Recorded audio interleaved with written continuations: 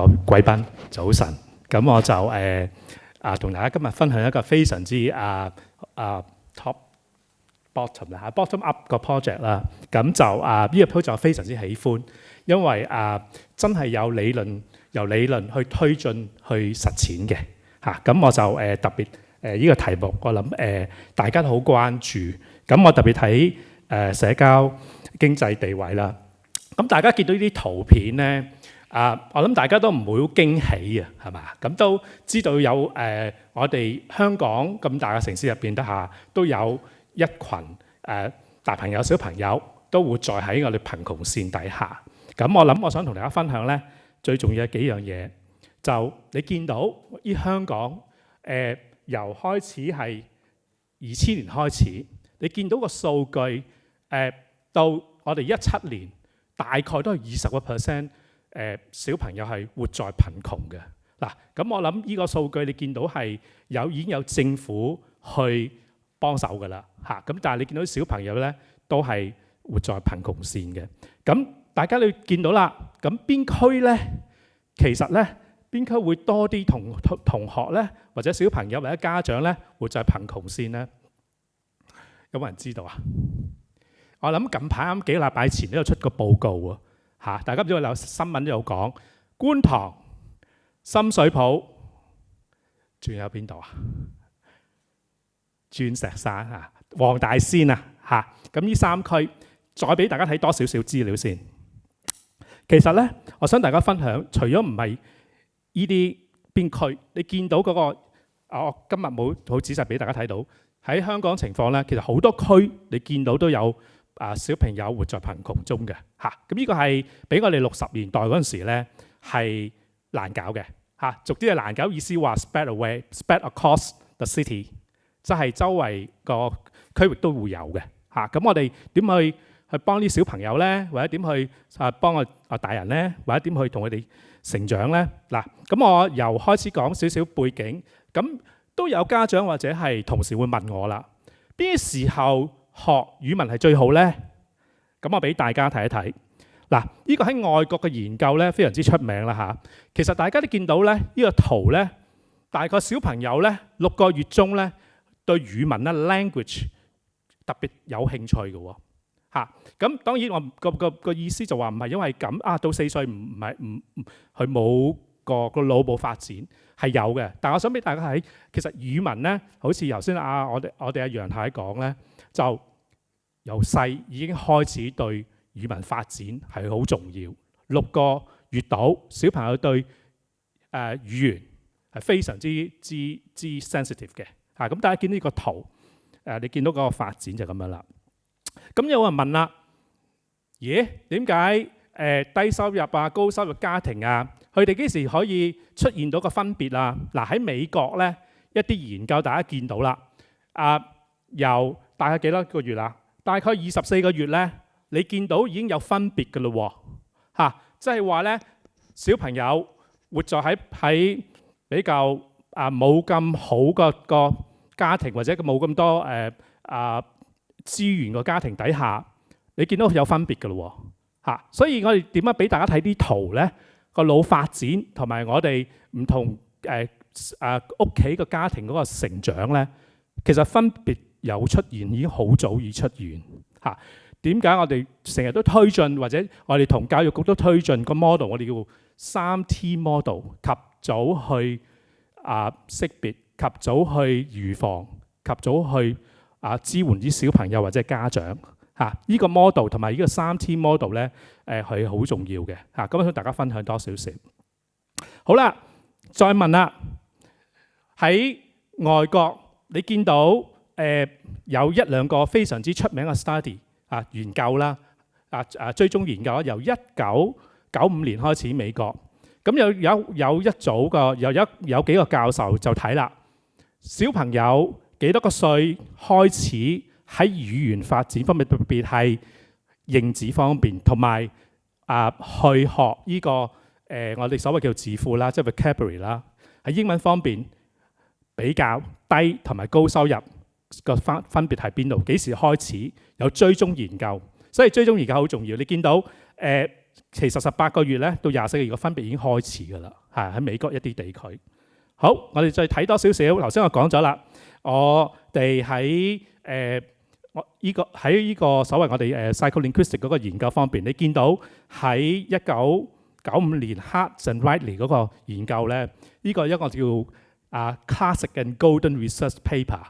咁你見到佢做咗喺24個月分別3組人，低、高、中你見到係咪差唔多24個月已經就出現到啦？我想俾大家睇到個圖或者個而家個研究咧，你見到唔同study 唔同嘅研究，你見到唔同學者分個 conclusion 就話，大概24個月小朋友咧，如果低家庭、高家庭，佢哋分別係有出現咗㗎啦嚇。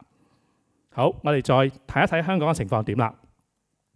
咁香港情況咧，都係呢幾年我哋關注啲嚇。我諗係呢10年內啦嚇。咁頭先見到啲 data，其實咧係2009開始去留意到，咦，我哋香港咁富有個 city 個城市有冇點會有咁嘅出現啊？咁我就開始對呢個題目研究啦。咁你見到喺我哋本土我自己啦，或者同事啦，其他同事都有研究啲啦，睇社經地位同埋呢個語文嗰個發展，小朋友喺幼兒嗰個階段個情況係點？嗱，喺我自己研究嘅話，見到低家庭或者係我哋叫社交地位咧，其實對語文發展咧個關係好強嘅，即係話咧高低呢個社交地位嗰個我哋叫 index 啊嚇，嗰個收入咧，其實對語文發展分別大嘅。咁我哋望到啦，除咗閱讀方面啦，因為我做 preschool 嘅，我做幼兒嘅，咁我就淨係睇閱讀嘅嚇。我寫我哋唔會鼓勵嘅嚇，我自己都唔會做好多寫嘅，係閱讀嘅，開心閱讀。你見到個關係係非常之強嘅。咁我自己都有做下啲其他，譬如話小朋友社經地位低，對佢哋睡眠質素會唔會影響小朋友嗰個閱讀㗎？其實我哋都揾到嘅嚇。低高收入個小朋友係分別大，即係話咧簡括嚟講咧，低收入家庭咧，佢睡眠不足、睡眠都差嘅，都會影響小朋友閱讀嘅嚇。咁而家有興趣大家見到有啲 paper 係嘥咗喺度，大家可以望下。咁你叫我為主咧，我都係用呢個 ecosystem 嗰個模式去睇研究嘅。好，咁我而家開始講我哋而家嘅研究啦。咁我哋知道我哋好多幼兒專家喺度啦，或者好多語文專家啦嚇。咁我諗我唔需要講太多語文幾重要啦。咁特別我想講係小朋友喺語文學習方面，大家見到係越早去學習語文係越好嘅嚇。咁大家會問啦，學中文好或英文好？我覺得兩樣嘢都要學，但係咧最重要係小朋友學得開心，係有興趣嚇，咁嘅情況係重要嘅。咁我哋做呢個 project 咧，都根據同埋同我哋 EDB 同嗰個幼稚園嗰個架構係有關係嘅。好啦。咁我諗好多專家喺度，我未必咁仔細講啦。咁簡單啲話咧，呢個係我哋2017個架構入邊，我哋學中英文幼稚園，我哋期望到小朋友最重要一樣嘢，我知道時間緊迫，就係態度，開心學得用呢個 play 活動式去學語文中英咁嘅情況。好，咁我特別我好希望啦，今日個 project 其實其中一 part 我哋做到，其實呢個係我 long term development。我希望咧將有機會再做多啲少少係語文同一啲家校合作嘅一啲支援，呢個係我 long term plan 嚇。咁希望做。咁我講下我哋今日個計劃啦。我哋今日計劃咧，我叫 Joyly Program 嚇。咁呢係乜嘢嚟咧？係與樂同行，中文叫做你見 joy 啦，開心啦。咁我哋入邊咧包括有3個 framework 嘅話，3個重要嘅嘢，就係你見到啦。故事技巧，小朋友係共讀嘅，對話閱讀，用多感官嘅 multi-sensory 嘅呢幾個做法 play 嘅。好，咁你見到我哋develop 咗係一套個 lesson plan 嘅，咁大家學校可能幼稚園都會收到呢啲物料嘅，就係多謝以上會支持我哋啦。咁我哋由理論去 produce 呢啲 material 嘅。咁我哋喺我哋學校試嘅嚇。咁我哋層面入邊咧，我哋係左邊咧，我哋有5個元素嘅。我呢啲叫做 metalinguistic 嚇，認知技巧、語言技巧。咁我哋又希望喺幼稚園開始教小朋友，除咗學一啲所謂叫做我哋叫做全語文發展，我哋都想帶一啲技巧嘅嚇。點解？譬如測字啊，去點樣明白語音語數啊、意識啊。其實我哋幼稚園入邊，我哋都做咗啲繪本啊，點去明白小朋友個語音語數咁嘅情況。咁我哋喺呢5個範疇，我哋喺我哋研究覺得重要，想喺幼稚園咧，我哋呢個 project 喺 K3 Kindergarten 3度開始嘅。好啦，咁我哋一啲好玩嘅方法啦，譬如我哋講緊教呢個用啲材料多感官嘅 ，OK 多感官去做嘅嚇。咁就你見到我哋譬如話有個小朋友嗰度，你見到係嗰個大口嘅，就係話咧擘大個口，唔同嘅字出嚟係同個口字有相關個字嘅嚇。舉例啦，咁嘅情況啦，英文都係啦 ，the thin cat，the fat cat， 教音咁去玩法嘅嚇。咁就好啦，咁我哋再講多少少，就係我哋講緊譬如舉例啦，口語啦，我哋知喺幼稚園方面、幼師方面喺幼稚園口語好重要嘅我哋想小朋友講多啲。咁我哋見到有教我諗大家都好熟悉啦，4何唔係6何，因為太細啦。但係我哋都鼓勵我哋幼師入邊做嘅。你見到好多玩嘅東西嘅嚇，咁你見到我哋一啲方法係好玩嘅喺個學堂上。咁你一樣你見到我用 play 啦譬如話呢度教字形結構啦，你見到個相機咧，個相機就話嗱，因為我幫你影相出咗，譬如話左手邊嗰啲唔同個格式咧，個小朋友要講啦，呢個獨體字，呢個或者係乜嘢上下結構，去表達自己啊。好，再講多少少啦，再講下音啦 ，phonological awareness， 我哋點去教小朋友讀音啦咁呢啲另一樣我哋做啦，譬如話英文啦 ，fat cat 啊，fat 啊，ball 啊，t 啊，教呢啲我哋叫做onset 同埋 rhyme 英文，中文都係嘅好，再講啦，咁我哋見到我哋個 plan 入邊咧，大家咪想知道咧係有18堂中文嘅，有12堂英文嘅，咁總數咧就係幾多？30到啦。咁我哋係1個學期上晒，1個禮拜上2堂咁係非常之開心玩。你見到有我哋個 framework 嘅。好，呢個我哋個入邊個每堂我哋有個 lesson plan 嘅，俾大家見到我哋係會有好詳細嘅 lesson plan 俾大家去望一望每個 theme 係點嘅。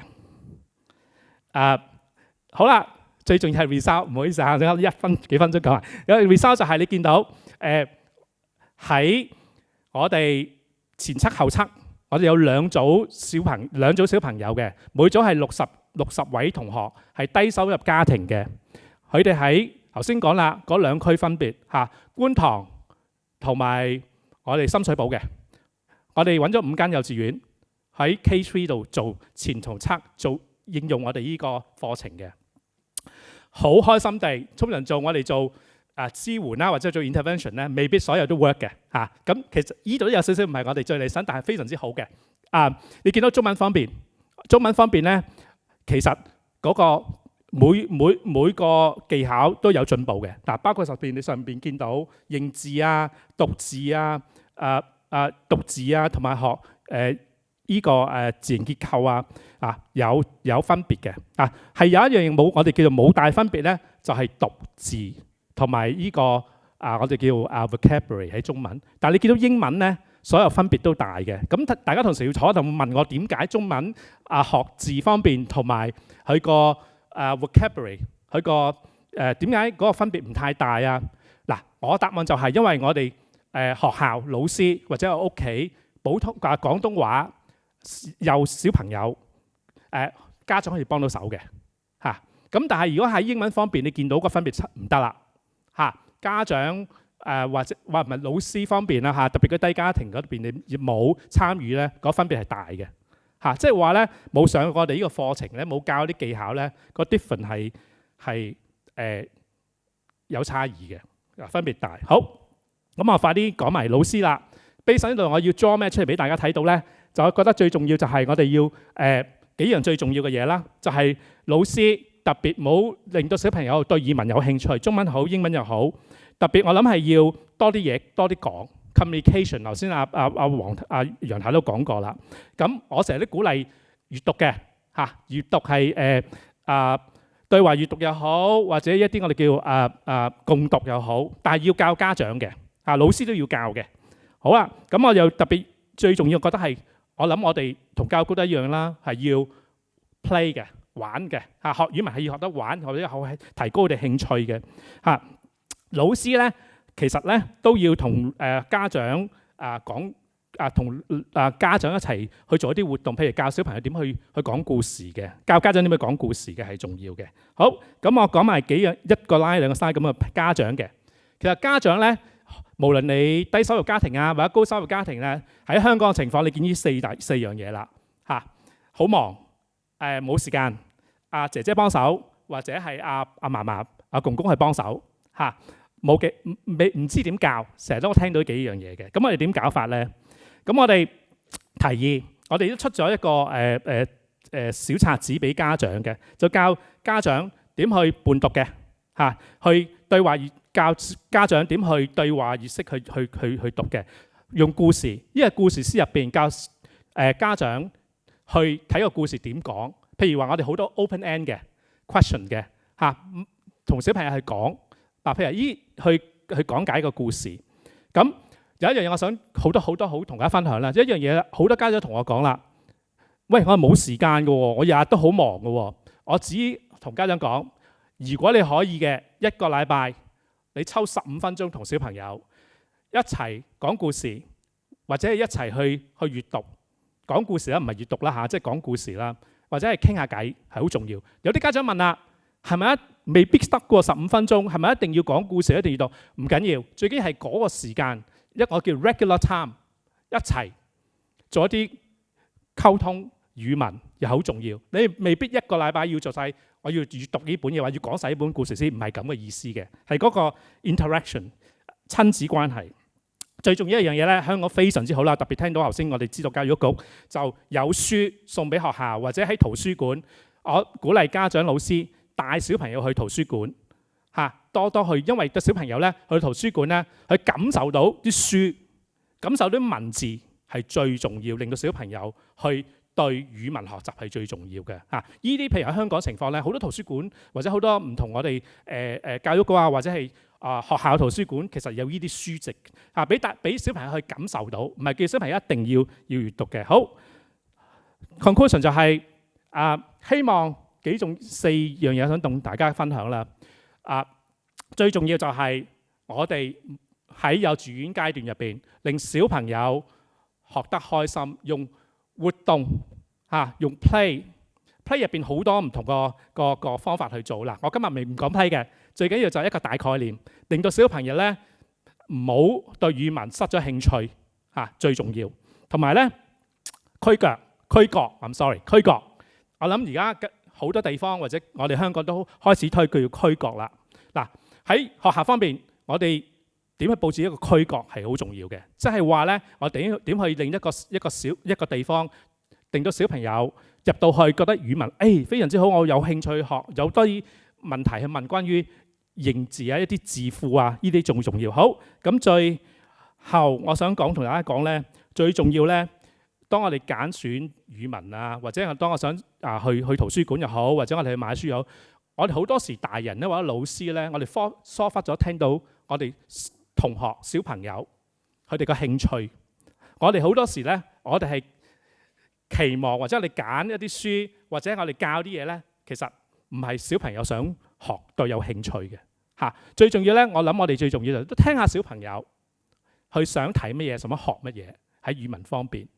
咁我諗呢個係重要同大家分享。咁我因為時間比較下一次有機會再同大家分享其他題目。咁我好多謝大家俾呢個時間，我好多謝語常會有咁嘅平台俾我同大家分享一個 project。呢個非常之多謝你哋，多謝時間。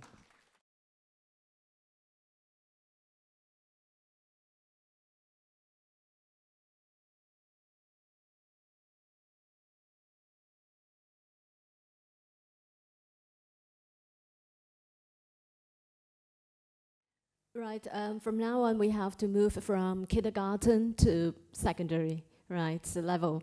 And before I start, I need to thank SCOLAR for funding this project, and I also need to thank my co-researchers, Dr. Zheng, who are not here today, Dr. Wang, and the whole research team consisting of technical officer and a few research assistants for helping me to develop and to improve the essay critiquing system in order to finish this project, and helping me to transcribe a lot of verbal protocols and interview data. Right, now here is the outline of my presentation today. So going through very quickly, because only 10 minutes, theoretical framework, my research questions, methodology, findings, of course, important, and some implications. So this project actually started with this theoretical framework activity theory, which is a part of the sociocultural theory. Actually, AT has been used as a lens to study the mediation process of L2 learners, particularly in the pen and paper context in second language research. AT is also used in IT research and used it as a lens to understand the affordances of technology within a complex social, cultural, and particularly in the research of IT in a tertiary setting. And this triadic model has already shown to us something about, gives us a very good summary of the different parts involved, elements involved in it, such as what we call the mediating artifacts. That is the tool, right? The thing that's such as a book or a computer that will facilitate learning. But of course, people, right, such as the subjects will be involved, and the object, that is what you want to achieve, such as to write an essay. Some other elements, such as the rules of writing or the rules of this activity, community who are involved in this particular task, and how the task is being achieved by different participants in this activity. So based on this model from Egnerstrom, or activity system, we would like to look at how it is being applied in the computer-assisted language context in Hong Kong. If we look at the literature of computer-assisted language learning, one focus area of study is on automated writing evaluation programs. That we've been called it in short AWE. So a lot of automated writing evaluation systems have been used by a lot of educational institutions, such as Criteria, My Access, and so on. So the main focus of this kind of evaluation system, of course, is to help students to evaluate, or to help teachers or the school to evaluate the writing outcomes, give them a score. And during this process, this system will give them immediate linguistic feedback, such as grammar errors, right? So how to improve or how to get a higher score. So the focus is mainly on learning results rather than process. So the studies on thinking the process, arguing about the mediational process of learners other than tertiary level, because most of these AWE program studies, they took place in tertiary institutions. So how about the other levels of students, especially in this technology-assisted L2 writing contexts? So we know very little about this. So in this project, so we try to look at how L2 learners would mediate automated content feedback. Now, this is slightly different from the AWE system, the automated, the one that I've previously told you, the AWE system, which is just giving linguistic, right, telling you about the grammatical errors. And this content feedback system is something that focuses on writing ideas. That is, they give you some points, right, so that you can continue, help the students to continue to write. And the focus of it is on, of course, is to finish writing an essay, a text. And what text is it? That is argumentative essay, a genre which is tested, one of the genres tested in the Hong Kong DSE. And we'd like to find out the actions that the learners take when they received immediate automated content feedback from the system. And we also want to know how learners revise their essays. And because of this triadic model, because of the activity system, we also want to know about the key learning elements. What are the key learning elements and how are they influence and interact with the subjects, that is with the learners, while they are writing? Right, apologize for technical problems here. Right, so let's continue with the presentation. All right, so after looking at the aims of the study, now it brings us to the participating schools. So who were involved in this study? 2 schools were involved, one CMI, School Chinese Medium Instruction School, and one EMI, English Medium Instruction Co-Educational Schools. They were involved in this study. And in order to facilitate the data collection, all right, in order to see how students mediated learning and while they are writing, so we organized, the research team organized 5 writing workshops for them. And these the focus of the writing workshops, of course, would be on argumentative essays. So the workshops were delivered once almost every 2 weeks, but sometimes maybe 3 weeks in one term, and that is from September to December. And it is on a voluntary basis because we could not force the students to participate, so we just sent around a note inviting students, particularly S3 and S4 students. So you may wonder why S3 and S4 students.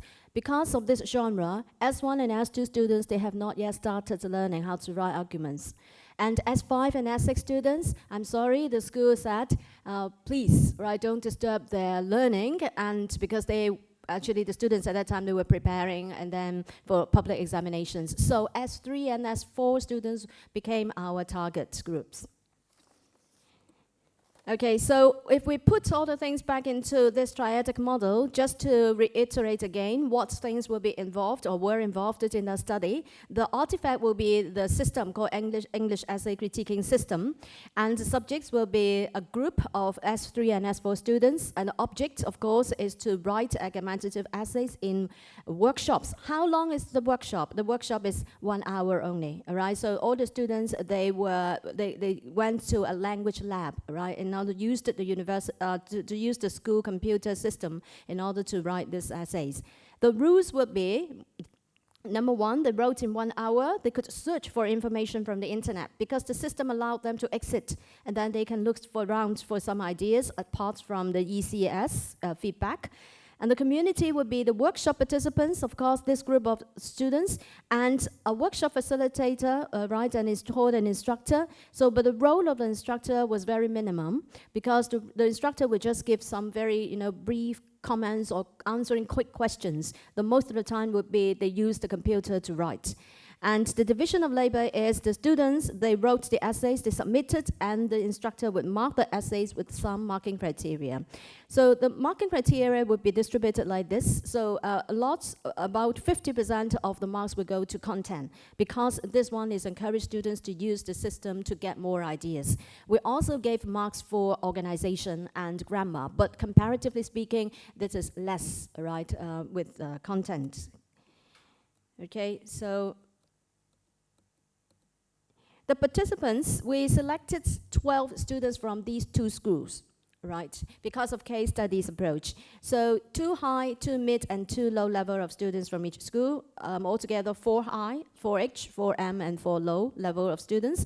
So you asked me how I selected, because they have never been participated in any public examinations before, so we make use of the school results from the 2 schools, the EMI and the CMI schools, and the school has got their own policies. So they showed us the results, they help us in order to, based on the school results, especially English over the past 2 years. So actually they can classify the students with high and the low and the mid level of proficiency. And so based the 59 students were therefore being, categorized into groups like this. And in order to do the research, each of them would be given a code number, and we obtain their consent as well as their parents' consent. Now here is a capture or a screenshot of this system.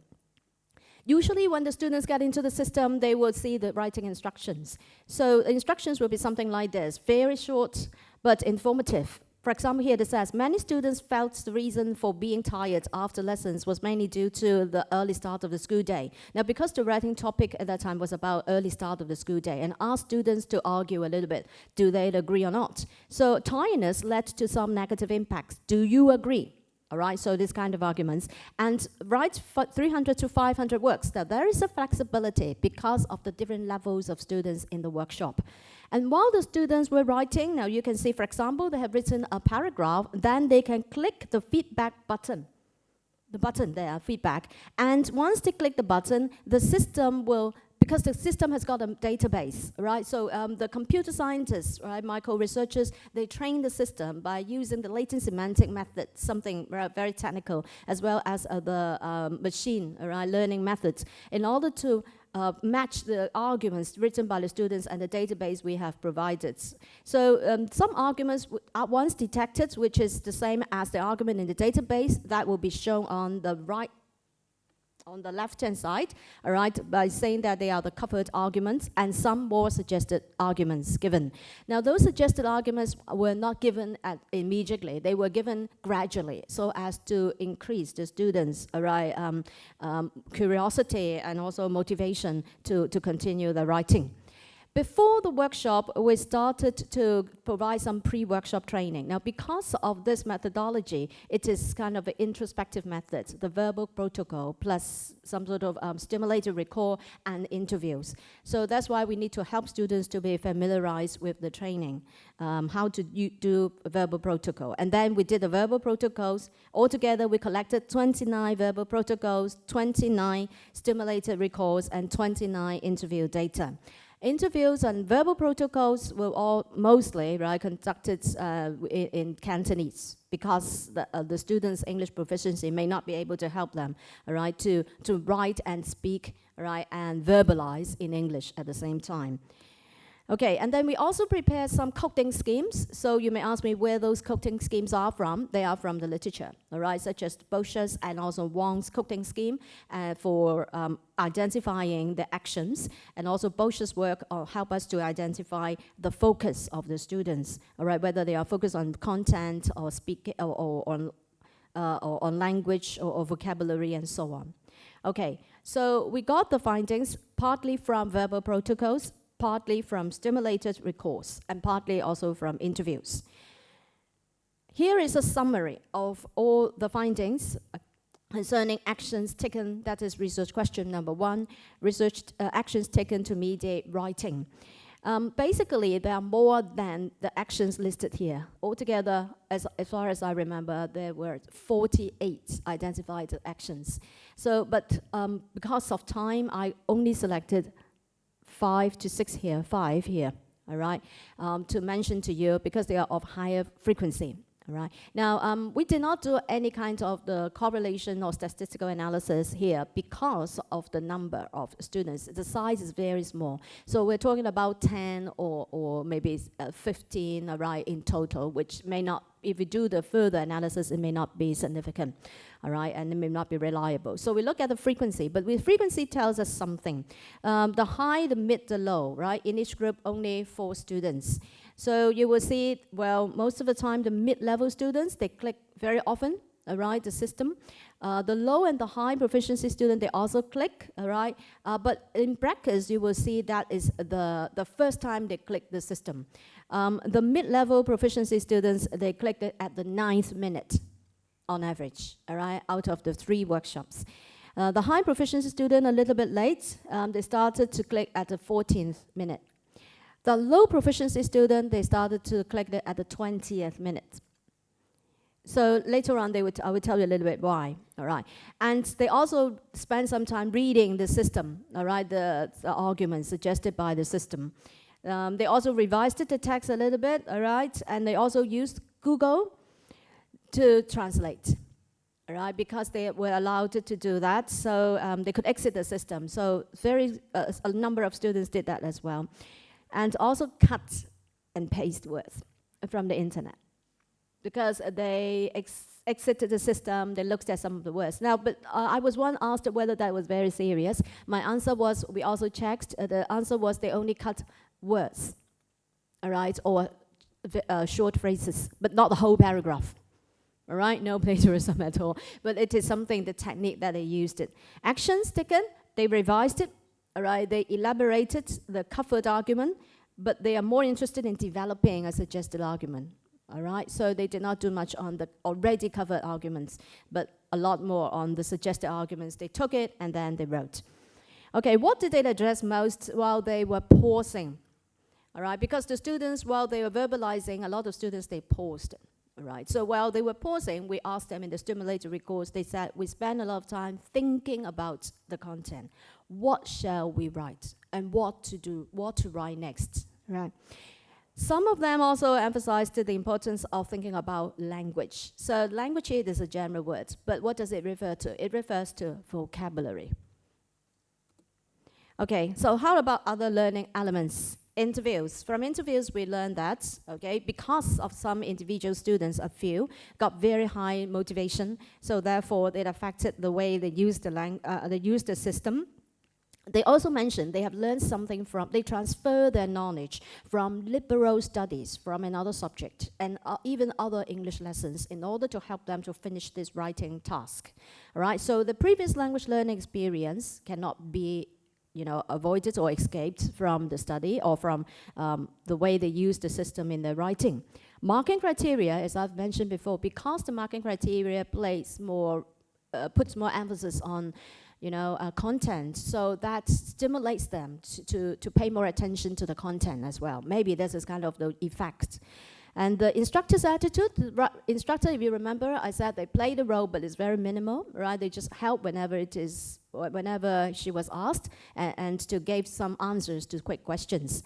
Writing instructions, some students told us that writing instructions also helped them or affected them because the length of the writing instructions, all right, the key words in the writing instructions.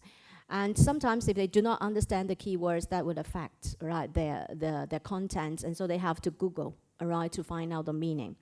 Writing time. Now, this is very interesting because the EMI and the CMI school of this study, they did not ask the students to finish their writings in the classroom immediately. So they encouraged the students, the students could take the writing home, or they could finish their writing at home and submit the work the next day. All right, so the writing time that they were required to finish within the writing workshop really, right, encouraged them, right, or stimulated them to control their writing pace as well as the time. They learned how to manage time more effectively. All right, so this is a summary of the whole research, all right, concerning the artifacts. It is not just the ECS, that is essay critiquing system, but I also found that they exited, right, the system. They used a lot of internet resources, but because of time, I cannot show you so much what they use, but one of which is the website, all right, related to the topic. In Chinese, all right, as well as in English. So the rules, those will be the rules, right, revised a bit after research. The community, right, almost the same, but the division of labor also revised it a bit because the marks, the participants is not just to write, but they learn how to revise and also to think and to argue, right? So how they performed will be slightly different from what we'd expected at the very beginning. So in the study, in conclusion, the study also, right, stimulated us to think about how to help the low proficiency learners. Now, in our study, if you remember, I mentioned 29 verbal protocols finally collected, right, instead of everything, because some students drop out, and the low proficiency students, they could not finish, right, and they drop out. As expected, they did not come back, right, after 2 workshops or something, all right. So what does that indicate to us? So some low proficiency students who stay until the end of the project, they said, okay, we need more kinds of motivation or assistance during our writing because we found that we were very lonely while we are just using the computer by ourselves. So pedagogically, maybe the workshop writer or even the teachers used computer-assisted language learning or even similar kinds of software to assist writing may also need to provide more things such as vocabulary. Because we found that students, especially low proficiency learners, shorter vocabulary, longer writing time, because our workshop only restricted them to 1 hour. Perhaps they need more. High proficiency, low proficiency students, they have got some interesting strategies. They do not copy directly, but they revise. So is it possible for us to share this kind of writing strategies with the low proficiency learners? How the high proficiency learners paraphrase their work, they revise the work. And this kind of the system or some other related computer-assisted software can be used as an alternative writing mode for practice. Now, from the interviews, a few participants mentioned to us that it was something eye-opening experience for them because they've never used this kind of thing before. It's only pen and paper, right, in the classroom, and the teacher only talk to them, all right, and brainstorm ideas. So it's something that they experience, and then they will get the kind of motivation, all right, and they're more stimulated to learn and write. I find that writing is more interesting, all right, than they imagine, all right. So that's it for my short presentation. Thank you.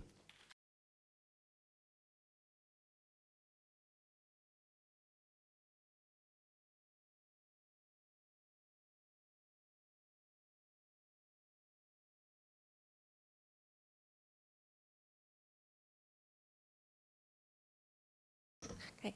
Good morning, distinguished guests, colleagues, and friends. It's an honor and pleasure to share with you our projects involving young non-Chinese students from primary and secondary schools. Well, it's known to not only the general public and also to researchers and educators that these particular group of students do not do very well in learning Chinese, especially in reading and writing.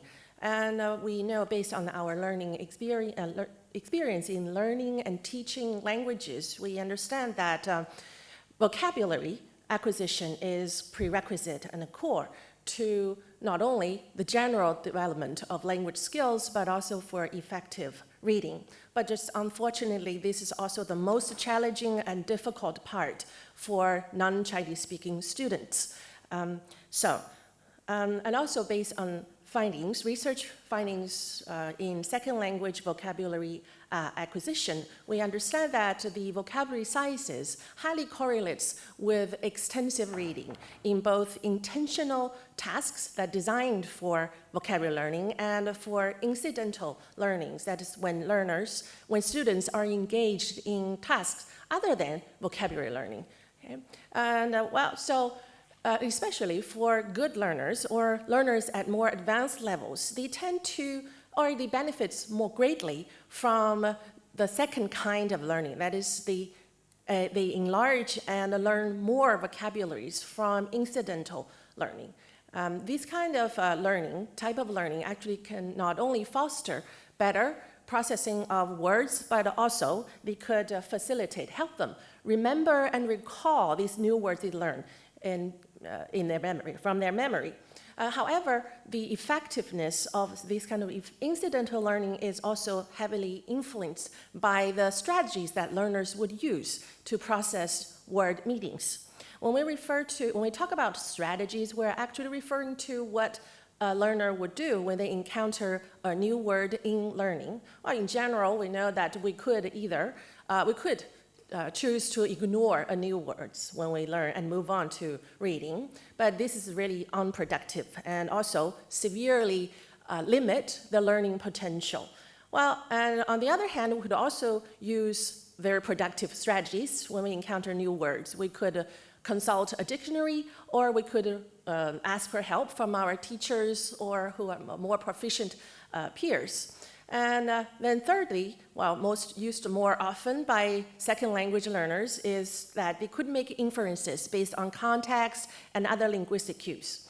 Well, these second and third strategies are considered as more productive.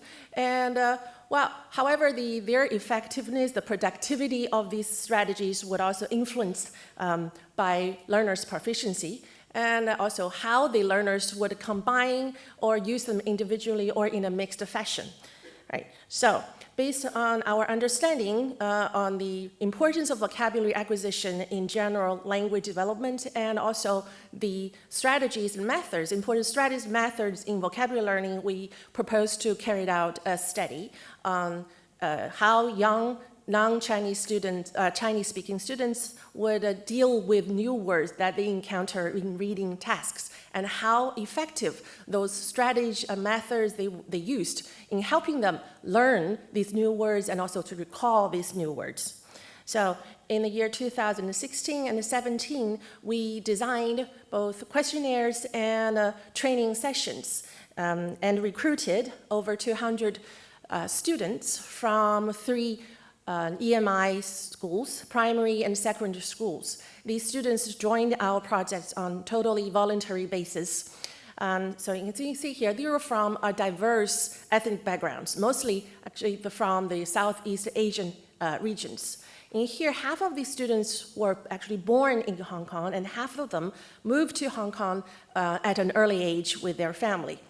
So as shown in here, for the survey that includes a questionnaire and a very short group interview, we were successful. They were very successful in attracting students to help us with this task. And of these 200 students, we also successfully invited 32 of them to join a kind of extended training session that lasted over a month and on a one-to-one basis. Okay?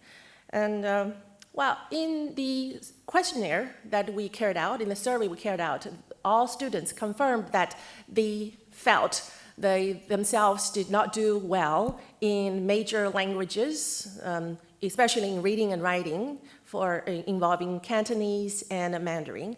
Well, as it's shown in here, their English proficiency is relatively higher because they were all from English as medium instruction schools. Okay? And then we also asked them questions on what they would do when they encounter new words in reading. And we also actually secretly observed what they would do when we give them a text to read. So I choose not to show you those, kind of spare you from the pre-training results because it's just one type.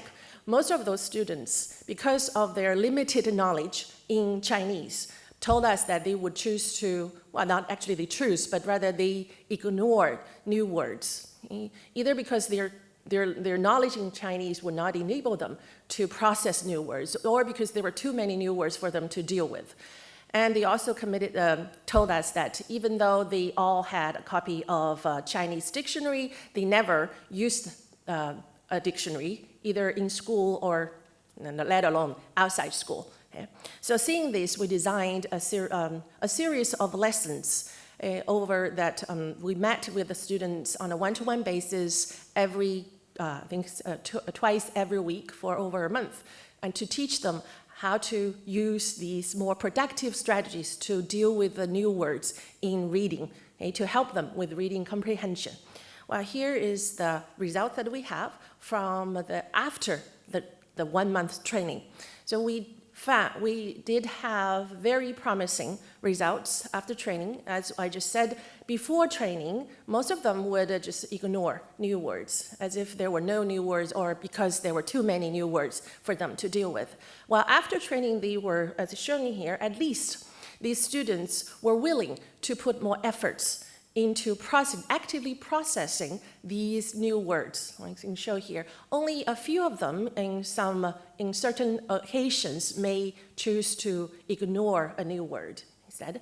And well, you can see here, when they choose to make inferences based on context and other cues, we see that due to the nature of Chinese orthography, they can rely on radicals or morphological cues to make inferences. And also, after training, we see that still students seem to be relatively reluctant to refer to dictionaries even after training, because that would divert their attention from the reading processing, from the process of word meanings. Well, and another interesting finding we had from the results is that after training, the preference of learners, students, in using what kind of cues to make references depends on their proficiency levels, which is to a certain extent expected. While students with lower level proficiencies or very limited knowledge in the Chinese language would only be able to rely on radicals, as shown in this example here. They can only figure out that these characters may have something related with water. Okay? Well, when their knowledge in Chinese language increased, they were able to better incorporate higher level information, linguistic information, in helping them processing these new words.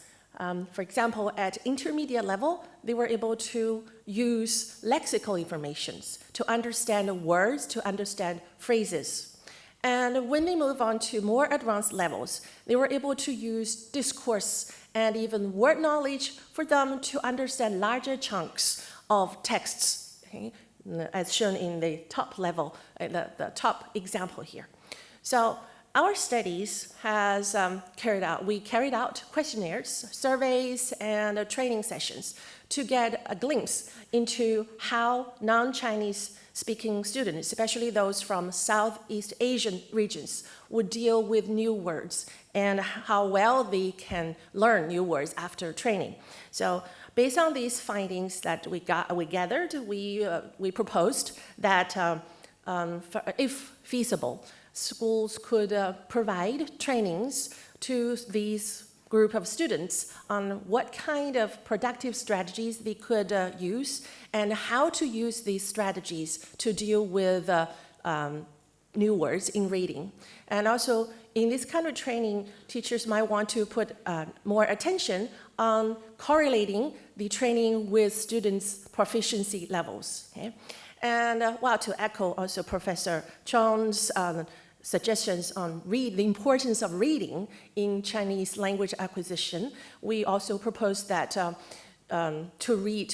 help the learners to grow these kind of habits to read, and not just inside classrooms, but also outside classrooms. So both intentional and casual reading would greatly help them to enlarge their vocabulary and to better learn the Chinese language. Okay? And in the end, I'm very quick. In the end, I would want to thank SCOLAR and everyone who have worked on this project to make this a success. Thank you.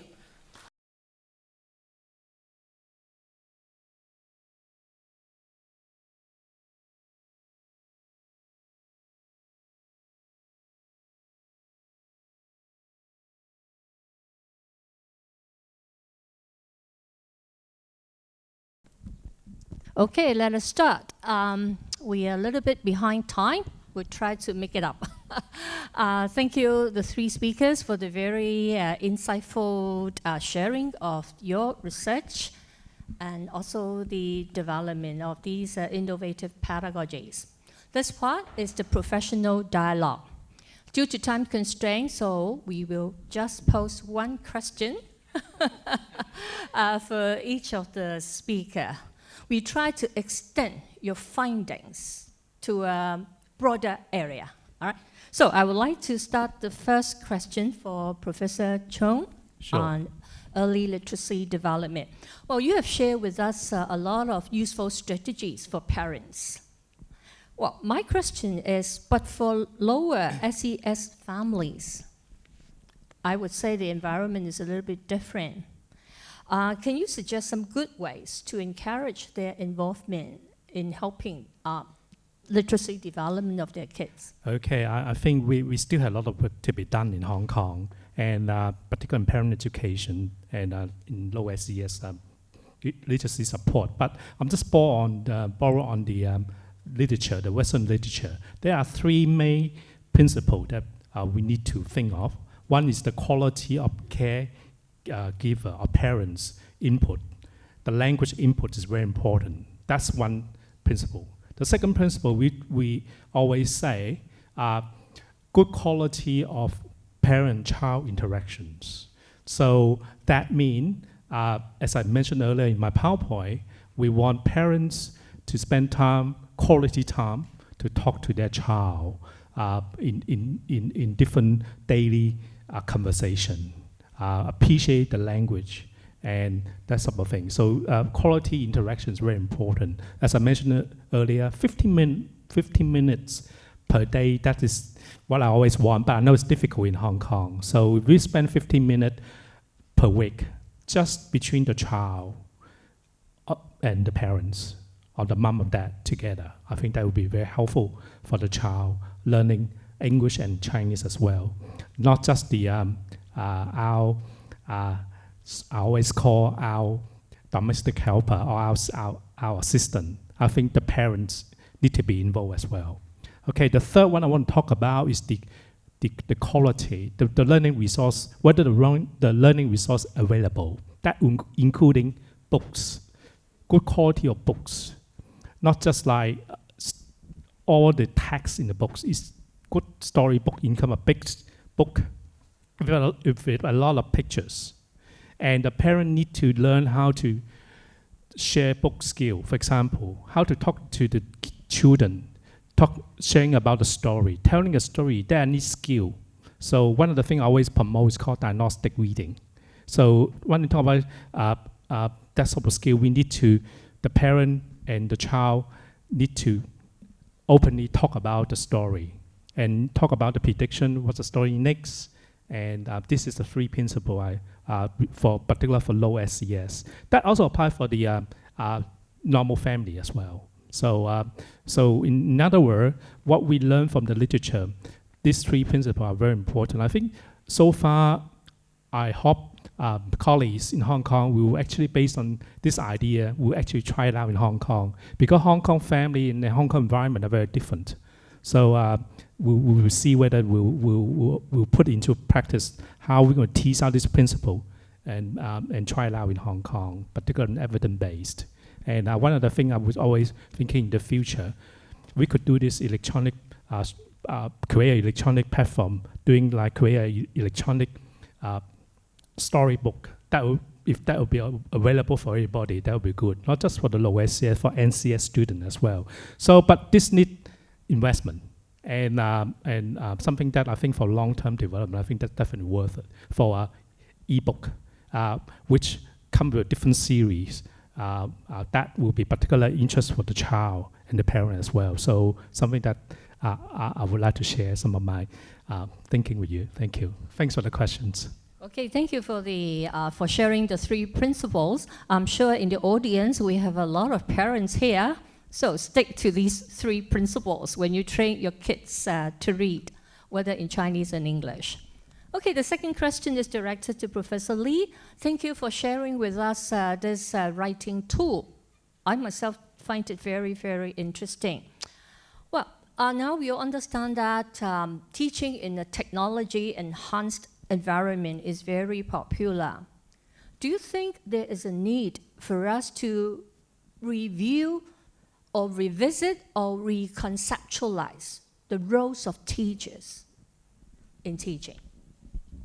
I would only consider technology or computer-assisted language learning as a tool itself to assist teachers in, to maximize the learning resources and to encourage our students to explore more online resources. I don't see any fundamental change in teachers' role. I would still see teachers as the main person to help our students to learn, but maybe learn in another way, that is to facilitate their learning, as most of us know nowadays, even in interactive classrooms. So to facilitate, but in the context of computer-assisted language learning, perhaps we need to find out first of all about our students' learning attitude towards technology use. Because sometimes, and we know students, they enjoy using technology, but maybe that is for personal communication, right? They use Facebook, they use a lot of tools, but maybe it is for fun, for entertainment. But when it comes to using computers for language learning, so they may have a lot of reservations, or they may find it is still very boring, right? So as teachers, maybe we need to understand our students' attitude first. And later on, if we really have to use computer as the tool, right, to help them to learn or even to assist writing, then we need to explore with them how to manage the tools. So instead of just allowing them to manage all by themselves, maybe some sort of more careful instruction, systematic, organized instruction should be given in advance. Try out some of the tools together with them and ask them to reflect on what they have learned after using the tool. Because if just ask them to use the tools and then finish with no follow-up work, I'm afraid the teachers may not be able to maximize the tools. Because as we can see from the research, so students, they will just use that in a very haphazard way. Google, and change everything into the text. So what's the purpose of that? All right, so I think teachers play a crucial role here. And more importantly, as teachers, we can observe how students will learn. And so share with the students some of the learning strategies of the high and the low and the even mid-proficiency level of students so that they can benefit each other. They are not alone in the learning process. So that is the signal we have to tell them. Perhaps one follow-up question. My understanding is that there are still a lot of teachers who are still feel insecure regarding using these tools, hiccups, all right? Just now you experienced that. Well, how would you reduce teachers' anxiety regarding use of these tools? Well, in my view, I have spent almost 10 years learning from my computer science co-researchers how to read all those technical issues and handle technical issues even with the system, the essay critiquing system. I think as teachers, we encounter all these difficulties and hiccups. It doesn't mean that we have to step back and then give it up. So we need to take the courage and work together and to work with our students as well, because we know that they are all talented, right, computer people. So in order to work with them and to keep abreast of the current development, I think we need to take a step forward. And even we have to learn. Right? Myself, I'm not good at computer, honestly speaking, but I learn a lot from my computer, science co-investigators that also encourage me to use more computers in my teaching. So even now in tertiary settings, we use a lot of Moodles, right? Online chats and everything. So I'm very used to that now. So I do encourage teachers, maybe teachers can form a kind of a group, a task force or ad hoc group, right? They learn from each other. So not just peer learning, but teacher learning, right, in that sense. Okay, thank you, Professor Lee. Yeah, so I have a question for Dr. Li Bin. We can observe that non-Chinese speaking students have great difficulties in learning Chinese in Hong Kong. And your research can help us to solve this problem. You pointed out that dictionary use can possibly help NCS students acquire vocabulary. Are there any areas of dictionary use that can be further optimized to solve this problem? Thank you. Thank you for the question. And as we started this question when we asked the question to the students if they use dictionaries, because we understand that these particular group of students from Southeast Asian regions are faced with a lack of out-school support. Their family, their parents may not be able to understand Chinese either. So dictionaries may offer maybe accessible, reliable resources for them. However, as we found out, that they were not. It seems that they understand the importance of dictionaries, but they just did not have this habit of referring to dictionaries when it's needed. So they use dictionary very sparingly. So first thing we would suggest is that if feasible, teachers could encourage more that to tell the students the importance of this kind of self-learning tool, the importance of self-learning tool, such as dictionaries of any kind, printed, electronic, or softwares on the phones. And the second thing is that even if students could refer to a dictionary for a meaning of a word, it's possible that due to their limited knowledge in the Chinese language, they may not be able to find which item, which entry for a word that would fit the best in a particular context. So in that sense, we still need to help them enhance those, for example, morphological awareness, phonological awareness, things like this. Another thing that we noticed is that there is still a lack of dictionaries designed particularly for this group of students. What they are using mostly are still those that we designed for our own native speakers. So for them, they told us they felt a little bit hard to use. That's also why they didn't want to use a dictionary. But the good thing is that recently we noticed the launching of a phone app based on EDB's word list, lexical list for elementary school students and also for these NCS students. So it includes a variety of methods for them to look up for a word using the radicals, using the number of strokes, and also using yuping, the phonetic ways to look up for a word. So those are the areas that we think that can help students to use dictionaries better and more effectively. Thanks for your insight sharing.